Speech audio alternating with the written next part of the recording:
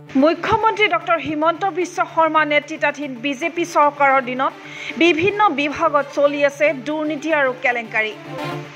দুৰ্নীতি আৰু কেলেংকাৰীৰে অভিলেখ গঢ়িছে একাংশ বিষয়া আৰু কৰ্মচাৰীয়ে। তাৰ শেহতীয়া উদাহৰণ নুপুৰ বৰা। ইতিমধ্যে মুখ্যমন্ত্ৰী ভিজিলেন্সে গ্ৰেপ্তাৰ কৰিছে ৰাজহ বিষয়া নুপুৰ বৰাক। কিন্তু অকল নুপুৰ বৰাই নে লোক নিৰ্মাণ বিভাগ, স্বাস্থ্য বিভাগ অথবা জনস্বাস্থ্য কাৰিকৰী বিভাগত সংঘটিত হৈছে কোটি কোটি টকাৰ কেলেংকাৰী। এই কেলেংকাৰীত লিপ্ত হৈ আছে মুখ্যমন্ত্ৰীৰ ঘনিষ্ঠ বিষয়া চন্দন শৰ্মা, সঞ্জীৱ শ্যাম আদিকে ধৰি বহু বিষয়া আৰু অভিযন্তা। এই প্ৰতিযোগিতাত পিছ পৰি থকা নাই ৰাজহ বিভাগো। মিছন বসুন্ধৰা আঁচনিৰ জৰিয়তে ৰাজহ বিভাগত একাংশ মন্ত্ৰী বিধায়কে মাটি আহৰণ কৰাৰ গুৰুতৰ অভিযোগ উত্থাপন হৈ থকাৰ সময়তে বিভাগটোত অতি গোপনে চলিছে আন এক বিয়াগুম কেলেংকাৰী। মন কৰক, এইগৰাকী কৰ্মচাৰীলৈ ৰাজহ বিভাগৰ অধীনস্থ ভূমি বন্দোবস্তি প্ৰাধিকৰণত অধীক্ষক হিচাপে কাৰ্যনিৰ্বাহ কৰি থকা এইগৰাকী এসময়ৰ LD নৰেন কোঁৱৰ।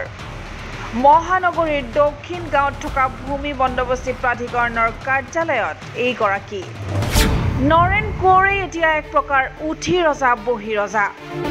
নৰেন কোঁৱৰ এগৰাকী চৰকাৰী কৰ্মচাৰী যদিও এখেতৰ ভূমিকা দৰাচলতে এগৰাকী ঠিকাদাৰৰহে। বিভাগীয় কাম কাজতকৈ এখেত বেছি সময় ব্যস্ত হয় যুগনিয়াৰ আৰু ঠিকাদাৰী কামত। বিভাগটোৰ এটা ভিতৰুৱা সূত্ৰই সদৰি কৰা মতে ভূমি বন্দোবস্তি প্ৰাধিকৰণত চৰকাৰীভাৱে যোগান ধৰা সকলো কামৰ আবণ্টন আদায় কৰে এইগৰাকী বিষয়াই। অৱশ্যে নিজৰ নামত নহয়, নৰেন কোঁৱৰে পত্নীৰ নামত খুলি লৈছে ঠিকাদাৰী ফাৰ্ম। জানিবলৈ পোৱা মতে নিহাৰ এণ্টাৰপ্ৰাইজ নামৰ প্ৰতিষ্ঠানটোৰ জৰিয়তে বিভাগীয় সকলো কামৰ আবণ্টন আদায় কৰে অধীক্ষক নৰেন কোঁৱৰে। অকল এইটো বিভাগতে নহয়, ক্ষমতাৰ জোৰত গুৱাহাটী মহানগৰ উন্নয়ন বিভাগতো বিভিন্ন কাম আদায় কৰি আহিছে এইগৰাকী চৰকাৰী বিষয়াই, যাৰ বাবে নৰেন কোঁৱৰ চৰকাৰী কৰ্মচাৰী নে ঠিকাদাৰ ধৰিবই নোৱাৰে কৰ্মচাৰীসকলে।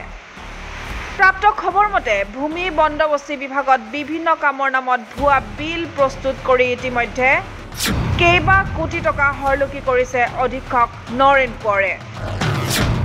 মহানগৰীৰ বিভিন্ন স্থানত আহৰণ কৰিছে কোটি টকীয়া সা সম্পত্তি। দুৰ্নীতিৰ বিৰুদ্ধে শূন্য সহনশীলতাৰ শ্লোগান দি অহা বিজেপি চৰকাৰৰ দিনতে এগৰাকী অধীক্ষকে কেনেদৰে ইমান বিশাল সা সম্পত্তি আহৰণ কৰিলে তাক লৈ আজি পৰ্যন্ত কোনো তদন্ত হোৱা নাই। আনকি মুখ্যমন্ত্ৰীৰ ভিজিলেন্স বিভাগৰো চকু পৰা নাই নৰেন কোঁৱৰৰ এই বিশাল সাম্ৰাজ্যত। কিন্তু কিয়? উল্লেখ্য যে এগৰাকী নিম্ন বৰ্গৰ সহায়কৰ পৰা অধীক্ষক পৰ্যায়ৰ চকীত বহা এইগৰাকী নৰেন কোঁৱৰৰ বিৰুদ্ধে আছে আন কেইবাটাও গুৰুতৰ অভিযোগ। মুখ্যমন্ত্ৰী হিমন্তৰ ঘনিষ্ঠ বুলি জাহিৰ কৰি নৰেন কোঁৱৰে সমগ্ৰ বিভাগটোত হৈ পৰিছে উঠি ৰজা বহি ৰজা। তদুপৰি পত্নীৰ নামত আবণ্টিত ঠিকাৰ কাম সম্পন্ন কৰাৰ বাবে কাৰ্যালয়ৰ পৰা ছুটি লোৱাটো নৰেন কোঁৱৰৰ বাবে হৈ পৰিছে এক নিত্য নৈমিত্তিক ঘটনা। কিন্তু ইমানৰ পিছতো মুখ্যমন্ত্ৰীৰ ভিজিলেন্সে এইগৰাকী কৰ্মচাৰীৰ বিৰুদ্ধে কিয় তদন্ত চলোৱা নাই তাক লৈ সৰব চৰ্চা চলিছে স্বয়ং ৰাজহ বিভাগৰ ভিতৰচৰাত। এতিয়া প্ৰশ্ন হয়, দুৰ্নীতি আৰু কেলেংকাৰীৰ বিৰুদ্ধে সৰব হৈ থকা মুখ্যমন্ত্ৰী হিমন্তই এইগৰাকী কৰ্মচাৰীৰ বিৰুদ্ধে কেতিয়া ব্যৱস্থা গ্ৰহণ কৰিব? News desk report NV Live।